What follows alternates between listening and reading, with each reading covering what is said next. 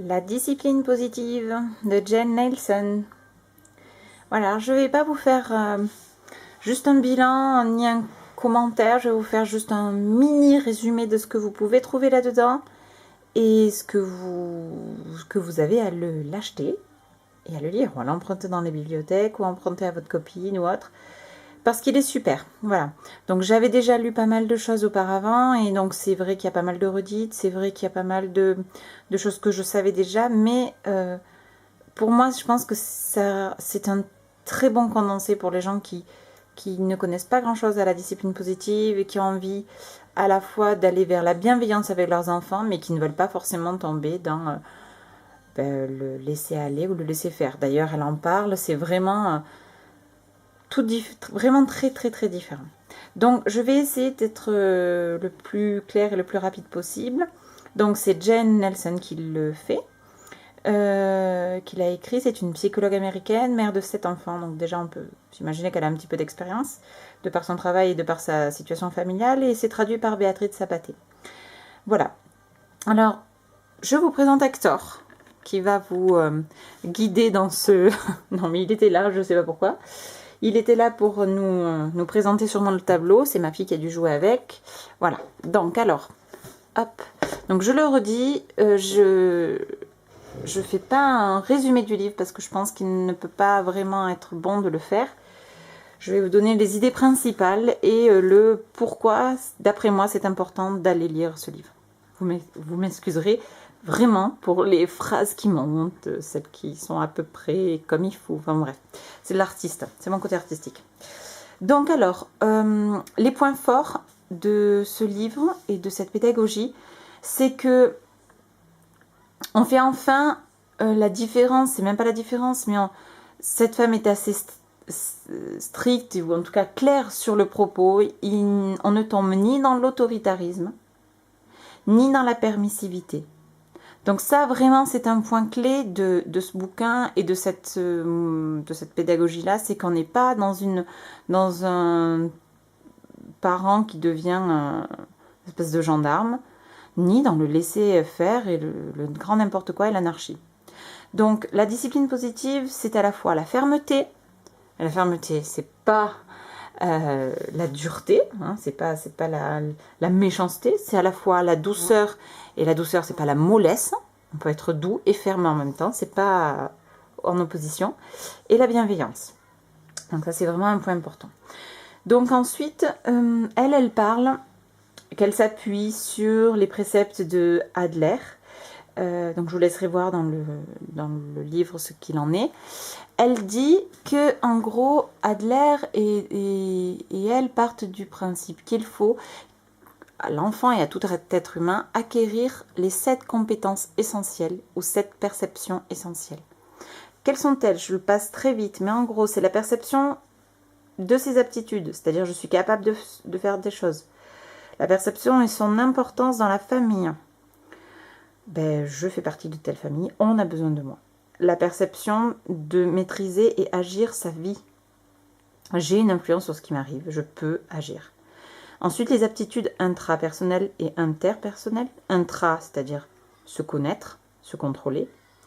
Interpersonnel, c'est j'écoute, je négocie, je partage, je coopère. Ensuite, les aptitudes systémiques, c'est-à-dire réagir en fonction d'un système. Et les aptitudes à exercer son propre jugement, la réflexion, je fais preuve de sagesse, j'évalue les situations. Voilà. Donc ça, c'est très important. Ça peut paraître un peu trop global et abstrait, mais en fait, c'est très important pour commencer. Parce que ça va nous permettre, j'ai sauté j'aurais dû échanger ces 2 trucs-là, parce que ça va nous permettre d'avoir notre but. Et là où ce que j'aime chez elle, c'est qu'elle nous dit stop, faites une pause là, les parents, vous avez la tête dans le guidon. Quel est votre but? Quel est notre but en tant que parents? Et je crois que le but premier d'éducation, c'est qu'ils deviennent des adultes responsables, citoyens responsables, futurs pères et mères responsables, bienveillants, et que, comme on dit, c'est pas en tirant sur le poireau qu'on le fait grandir. Donc, elle met en garde aussi contre le danger de ce qui va soi-disant marcher rapidement.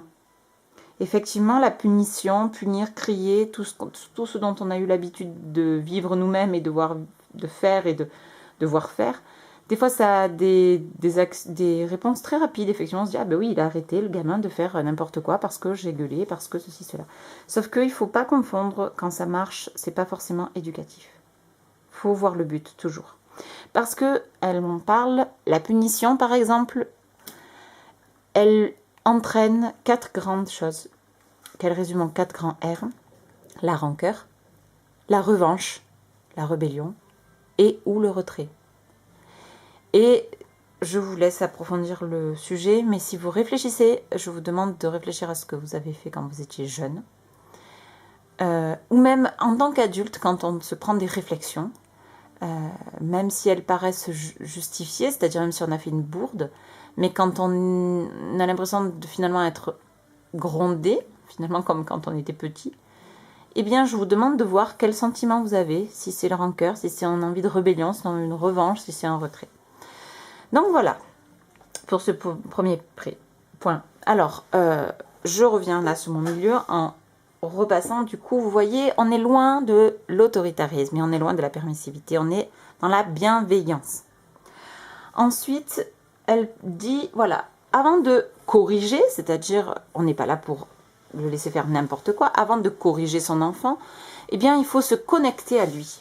Se connecter à lui, c'est-à-dire être dans la bienveillance. Écoute active, je vous invite fortement à vous former là-dessus sur internet, vous trouvez plein de choses. C'est-à-dire je valide l'émotion, je valide où il en est mon enfant, je ne suis pas en train de dire que je suis d'accord avec lui, j'écoute ce qu'il a à me dire. Ensuite, dire nous, nos sentiments, c'est-à-dire on rejoint l'enfant, on dit ce que nous on pense de cette situation sans accuser. Et ensuite trouver avec les enfants des points d'accord, des solutions. Voilà. Elle dit l'importance de passer du temps dédié avec un enfant, du temps de qualité avec nos enfants, même très court, mais voilà, des temps qui puissent recharger les batteries en termes d'affection et de sentiment de se sentir aimé. Voilà. Ensuite, elle parle donc des conséquences naturelles. Les conséquences naturelles des actes. D'accord? Les conséquences logiques. Donc effectivement, des fois, nous, en tant qu'adultes, on a tendance à biaiser. On fait croire que c'est une conséquence naturelle alors que c'est une punition qu'on laisse. Par exemple, voilà, je ne sais pas, on va laisser un enfant... il a cassé... Oui, Juliette, tu viens nous voir un petit peu? Juliette vient nous voir. Donc je vous invite, je vais finir vite avant que Juliette soit pas contente, à regarder quelles sont les conséquences naturelles et comment nous, adultes, on zappe ça. Ensuite, les objectifs mirages. C'est un point très très important. Tu veux voir ce qu'il y a dessus, c'est ça? Regarde. Tu vois, maman elle filme. C'est très bizarre, mais maman elle filme le tableau. Ok? Je peux continuer? Ouais. Les objectifs mirages. Donc les objectifs mirages, c'est là aussi pour accaparer l'attention. Ce sont des comportements que l'enfant va faire qui sont biaisés, c'est-à-dire que soit il va faire l'andouille pour accaparer l'attention, soit pour prendre le pouvoir, soit pour prendre une revanche, ou pour confirmer sa croyance d'incapacité. Donc là, je survole vraiment, mais je vous invite à aller observer vos enfants, à voir quel est son comportement, est-ce qu'il n'y a pas quelque chose de caché derrière. Et du coup, vous allez voir une trame se dessiner, voir que votre enfant, des fois, il se comporte toujours de la même manière parce que peut-être qu'il veut prendre le pouvoir, parce que du coup, voilà, il a un sentiment d'infériorité, sinon, etc. Donc, elle nous propose de diagnostiquer et ensuite de réagir. Comment réagir à un enfant qui a envie de prendre le pouvoir, effectivement, c'est un peu compliqué. Ensuite, les points forts aussi, c'est que faire rentrer dans la caboche des enfants, mais dans la nôtre aussi, que les erreurs, les conflits, les incidents, ce sont des apprentissages. Voilà. Et un point aussi positif, c'est que quand on fait deux choses à la fois, ça va pas. Les temps de pause positifs, c'est-à-dire que elle est contre, bien sûr, les punitions, enfin contre. Les conséquences naturelles sont importantes, mais voilà, c'est pas la punition pour nous débarrasser de l'enfant. Et donc, un temps de pause positif, ça peut être aussi même pour nous. C'est-à-dire, je suis responsable, j'ai le droit de me retirer de temps en temps, de prendre du recul de la situation. Voilà. Donc après, ce qui est très important aussi pour elle, c'est que il faut dissocier, et ça pour moi je pense que je vais devoir un peu approfondir ça, que encourager n'est pas complimenter, et complimenter n'est pas encourager. Et donc ça je pense qu'au niveau du vocabulaire, au niveau de la perception psychologique, je pense qu'on peut faire des efforts.